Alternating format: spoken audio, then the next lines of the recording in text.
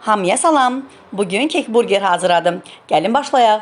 Bunun için 100 qram kərə yağının üzərinə 1 stəkan şəkər tozu əlavə etdim, mikserlə qarışdırdım.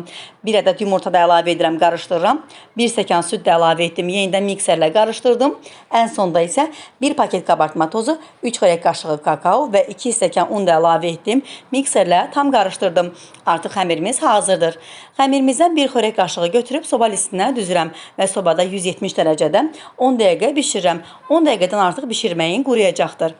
Artıq bişmiş keklərimizi soyumağa qoyuram və kremimi hazırlamağa başlayıram. Krem üçün kərə yağını qatlaşdırılmış süd ilə krem halına gəlinə qədər mikserlə qarışdırıram. Və videoda gördüyümüz kimi keklərin arasına krem sürtürəm və digər keki birləşdirirəm.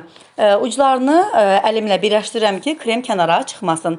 Çox dadlı alındı, zərif alındı. Hər kəsə məsləhət görürəm.